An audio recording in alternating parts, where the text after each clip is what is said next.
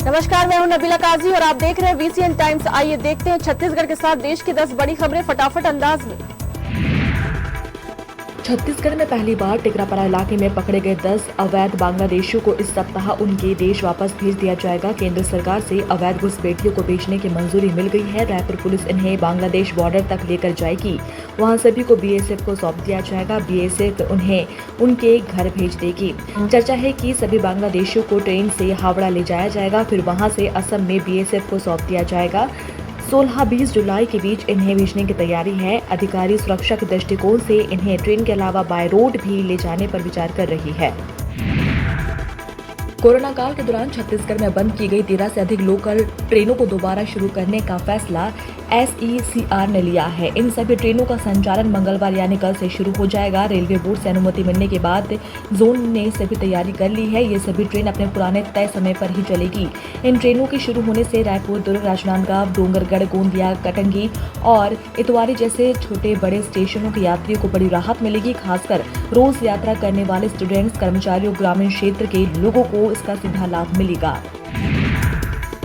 छत्तीसगढ़ कांग्रेस प्रदेश अध्यक्ष दीपक बैज ने एक सोशल मीडिया पोस्ट ने राज्य की सियासत में हलचल मचा दी है। दरअसल बैज के जन्मदिन पर बधाइयों का सिलसिला सोशल मीडिया पर जारी था। इस दौरान उन्होंने भिलाई विधायक देवेंद्र यादव को प्रदेश कांग्रेस कमेटी का कार्यकारी अध्यक्ष बताते हुए धन्यवाद दिया। दीपक बैज ने एक्स पर लिखा कि प्रदेश कांग्रेस कमेटी के कार्यकारी अध्यक्ष भाई देवेंद्र यादव को स्नेह और शुभकामनाओं के लिए आभार। हालांकि कुछ देर बाद ही ये पोस्ट हटा दी गई, लेकिन तब तक ये पोस्ट वायरल हो चुकी थी। रायपुर में पुलिस की नौकरी दिलाने का झांसा देकर एक युवती से रेप और अश्लील वीडियो के जरिए ब्लैकमेल करने का मामला सामने आया है। कांकेर की युवती को पुलिस विभाग में नौकरी दिलाने राजधानी बुलाया गया, फिर अपनी गाड़ी में बैठाकर इंद्रप्रस्थ कॉलोनी के एक खाली मकान में ले जाया गया, जहां उसे जूस में नशीली दवाई पिलाई गई। जब वो बेहोश हो गई तो उसके साथ दुष्कर्म किया गया, साथ ही उसका अश्लील वीडियो भी बना लिया गया। इसके बाद ब्लैकमेल कर कई बार शारीरिक संबंध बनाए। पुलिस ने आरोपी चंद्रमा प्रसाद मिश्रा को गिरफ्तार किया।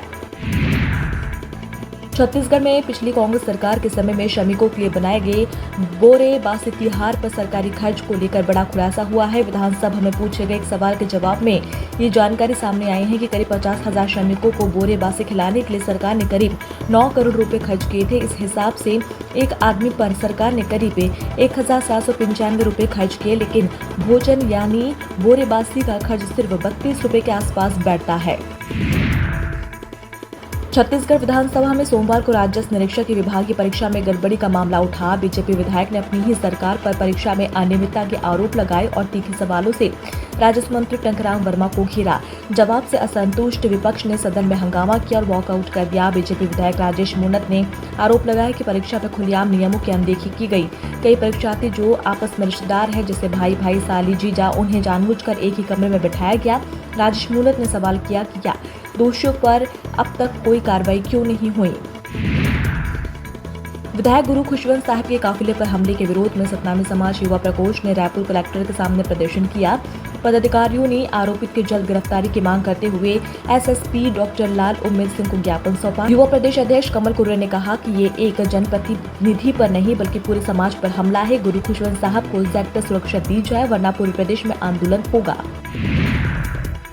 छत्तीसगढ़ के बस्तर जिले में सोमवार को एक दर्दनाक हादसा हो गया। इस हादसे में 2 लोगों की मौत हो गई, जबकि 4 लोग घायल बताए जा रहे हैं। घायलों को इलाज के लिए अस्पताल में भर्ती कराया गया है। दरअसल सोमवार सुबह यात्री से भरी बस खड़े ट्रक से टकरा गई। इस हादसे में ड्राइवर और हेल्पर की मौत हो गई, जबकि 3-4 यात्रियों को मामूली चोटें आई है। हादसे के वक्त बस में 30 से अधिक लोग सवार थे। लॉर्ड्स टेस्ट मैच में टीम इंडिया को रोमांचक मैच में हार का सामना करना पड़ा। भारत के सामने 193 रनों का लक्ष्य था, लेकिन शुभमन गिल की सेना महज 170 के स्कोर पर ही ढेर हो गई। जडेजा एक छोर पर टिके रहे और नाबाद 61 रनों की पारी खेली, लेकिन भारत ने ये मैच 22 रन से हार लिया। इस जीत के साथ इंग्लैंड की टीम 5 मैचों में टेस्ट सीरीज से में अब तक 2-1 से आगे है। 5वें और आखिरी दिन भारत को 135 रनों की दरकार थी, जबकि 6 विकेट हाथ में थे, लेकिन कोई भी बल्लेबाज अंग्रेजों के सामने टिक नहीं सका और भारत को हार का सामना करना पड़ा। दोनों टीमों के बीच सीरीज का चौथा मुकाबला 23 जुलाई से मैनचेस्टर में होगा। छत्तीसगढ़ शराब घोटाले मामले में आरोपी बनाए गए 22 आबकारी अधिकारियों की मुश्किलें बढ़ गई है। इन सभी अधिकारियों ने गिरफ्तारी से बचने के लिए रायपुर स्थित विशेष कोर्ट में अग्रिम जमानत याचिका दायर की है। इस याचिका पर 18 जुलाई 2025 को सुनवाई होनी है। वहीं बेमेतरा के जिला आबकारी अधिकारी प्रमोद कुमार नेताम की जमानत याचिका पर सोमवार को सुनवाई होनी थी। इसकी तारीख बढ़ गई है। 18 जुलाई को सभी अधिकारियों की अग्रिम जमानत याचिका के दिन ही नेताम की याचिका पर सुनवाई होगी। फटाफट खबरों में फिलहाल इतना ही। जल्द हाजिर होते हैं नई खबरों के साथ। नमस्कार।